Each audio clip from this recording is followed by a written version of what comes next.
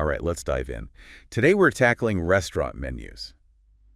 I've got to admit, when I saw the stack of articles you sent me, I thought, really? How much is there to say about menus?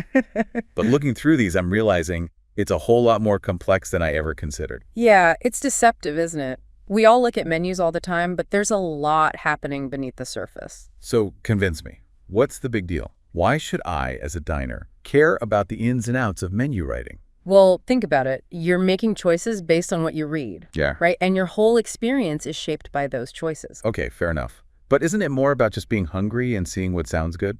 Hunger definitely plays a role, for sure. But have you ever looked at a menu and just felt like compelled to order certain things? Like your mouth starts watering before you've even seen the food. Oh yeah, totally. There are some menus where I just want everything. That's the power of language at work.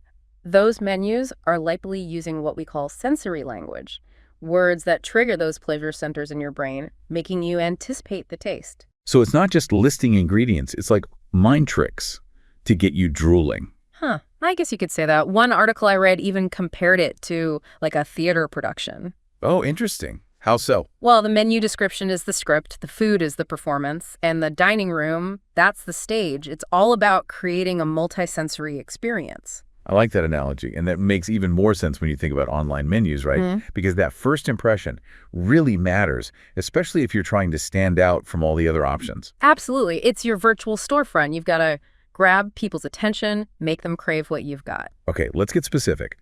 One article you sent had this section called Word Magic, and it was all about the tricks of the trade. What were some of the techniques that stood out to you? Let's see. Oh, using language that taps into emotions. I thought that was really clever. Like how? Hmm. Give me an example.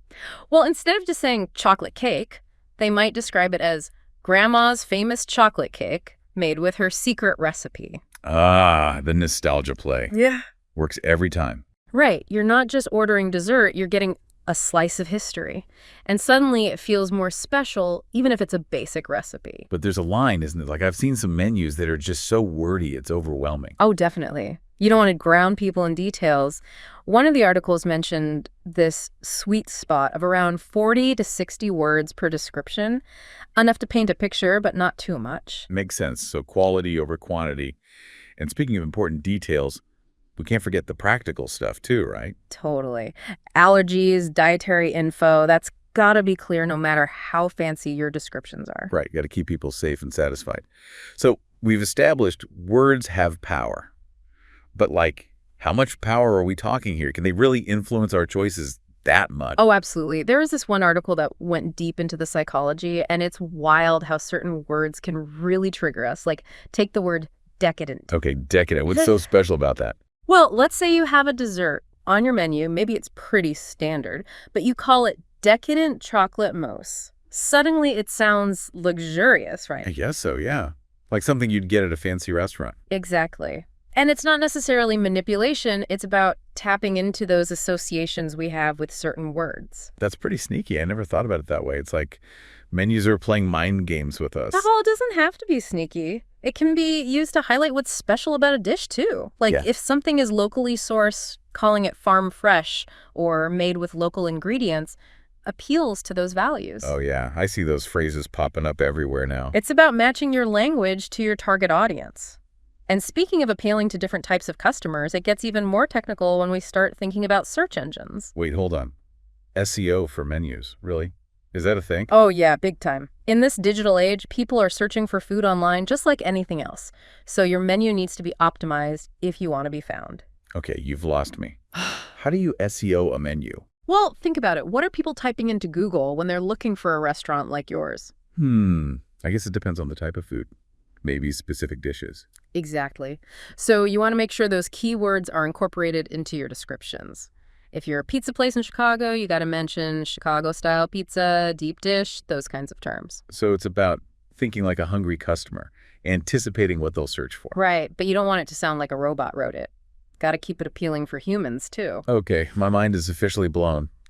I had no idea how much strategy goes into a menu. And to think, we're just getting started. Oh, yeah, we've got a whole lot more to explore, especially when it comes to digital menus. That's a whole other beast. All right, I'm ready for more. We'll take a short break and then dive into that digital world in part 2. Don't go anywhere.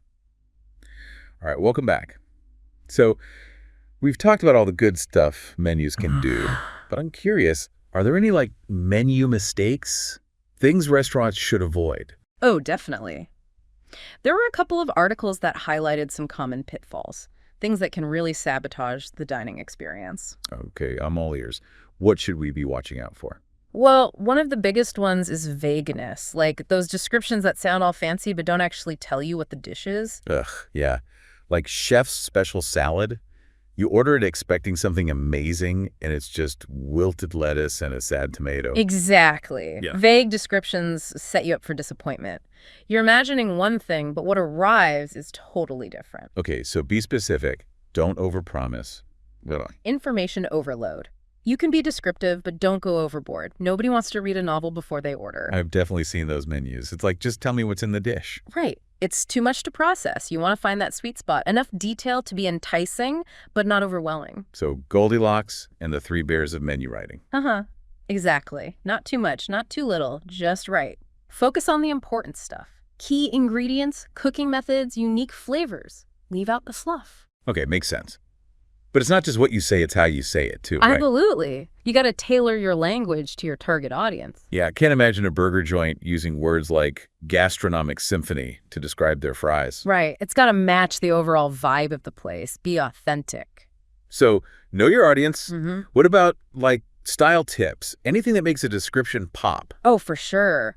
One article emphasized using active voice. It makes everything sound more dynamic, more engaging. Like instead of saying, the pasta is served with garlic bread, you say, we serve our pasta with freshly baked garlic bread. Oh, yeah, that's good. It's more personal. Like they're excited about it. Exactly. It makes the menu feel more alive. Less like a list, more like an invitation. All right, I'm sold on active voice. Do the articles have any examples of, really good description? Oh, yeah, tons. So one of them broke it down by restaurant type. It was really cool to see how the principles translated into actual menu copy. Oh, let's hear one. Give me a before and after. Okay, imagine a diner menu with a simple grilled cheese. Pretty boring, right? Yeah, not very exciting. But with a little word magic, it becomes our signature grilled cheese with melty cheddar and Monterey Jack cheeses oozing between two slices of thick-cut sourdough, grilled to golden perfection. Whoa. Okay, that's a completely different story. I want one right now. Right. See how a few tweaks can make all the difference? Yeah, it went from zero to hero. What made that so much better? Well, first we gave it a name. Our signature grilled cheese. Makes it sound special. Then we piled on the sensory details. Melty, oozing, thick-cut, golden perfection. You can practically paste it. And that little our signature touch adds personality. Okay, yeah, I'm getting it now. And it's not just food, right? Yeah. Cocktail menu's got to be enticing, too. Oh, for sure. Capture that essence of the drink. Instead of margarita, it's our classic margarita, a refreshing blend of premium tequila, freshly squeezed lime juice, and agave nectar, shaken to perfection and served with a salted rim. Okay, stop. You're making me thirsty. It's like you can almost feel the salt on your lips. That's the goal. Paint a picture with your words. Sensory language is powerful stuff. It's like the menu becomes an experience in itself. And don't forget storytelling, like that pizza with the 100-year-old family recipe. It's not just food, it's tradition. So much more appealing than just pizza. Right. All right, so we've talked a lot about appealing to humans, but what about those search engines we mentioned? Ah, yes. SEO. How do we make a menu that Google loves? Good question. One article had some really practical tips for incorporating those keywords naturally. Ooh, tell me more. Think about it. What are people searching for? Specific cuisines, dishes, dietary needs. Make sure those terms are in your descriptions. So if I'm a vegan restaurant in LA, I want to mention vegan, plant-based, Los Angeles, things like that. Exactly. And don't forget location-based terms. People are often searching for something near me. Right, so if I'm a seafood place on the coast, I want to emphasize those fresh local catch. You got it. It's all about meeting those searchers where they're at. Man, it's amazing how much strategy goes into this. But I guess the key is finding that balance, right? Appealing to both search engines and real people. Absolutely. SEO is important, but it shouldn't overshadow the human experience. You still want your menu to be inviting, engaging, and delicious. Okay, we've covered a ton of ground here. From the psychology of word choice to the technical side of SEO, it's clear that menus are a lot more complex than they seem. And there's still one more frontier to explore: the world of digital menus. Oh yeah, digital menus are a whole other game. They offer a level of flexibility and interactivity that traditional menus just can't match. All right, I'm ready to go digital. We'll dive into that fascinating world in part 3. Stay tuned. All right, we're back and ready to go digital. Digital menus, where do we even begin? Yeah, it's a whole other world. I think a lot of people still think it's just about those QR codes, but it's so much more than that. Okay, so are QR codes just like a stepping stone then? Are they even going to stick around? Well, they definitely have their place, especially for, that contactless aspect. But the real potential is what they can lead to. Like imagine scanning a code and instead of just a PDF, you get this beautifully designed interactive menu. Okay, hold on. Interactive, what does that even mean? Like, can I build my own burger on the screen? That's one possibility. Some places are doing that, yeah. Or letting you choose your spice level or seeing different plating options. It's all about customization. Wow, so you really can tailor the experience to your liking. And what about dietary stuff? That always feels like a hassle. Oh my gosh, yeah. Digital menus can be a game changer for that. Instead of, trying to decipher tiny symbols or flag down a server, you can just filter the menu. Tap a button and see only gluten-free options or vegan or whatever you need. Okay, that would save me so much anxiety. Yeah. You wouldn't have to feel like a burden asking a million questions. It just makes the whole experience more inclusive. Right. And it's not just about dietary needs. A lot of these platforms offer multi-language support too. Oh, that's smart, especially in touristy areas. No more struggling with translations. It's all about making it easier and more enjoyable for everyone. And from a business standpoint, digital menus can provide so much valuable data. Okay, like what kind of data? Well, they can track what people are clicking on, what descriptions are grabbing attention, even what time of day certain items are popular. It's like having a built-in focus group constantly giving you feedback. Exactly. You can use that info to tweak your menu, adjust pricing, even create targeted promotions. This is blowing my mind. So is this the end of paper menus then? Are we all going digital? I don't think so. I think they both have their strengths. A beautifully designed paper menu can still be a work of art, but digital offers that flexibility, that personalization, and all that data we talked about. So maybe the future is a hybrid approach. Yeah. Like a nice paper menu with QR codes that unlock extra features or more detailed info. Yeah, I could see that working really well. It's about finding that sweet spot, blending the best of both worlds. Wow, we've learned so much about menus today. It really is a fascinating topic. It's amazing how much thought and strategy goes into something we often take for granted.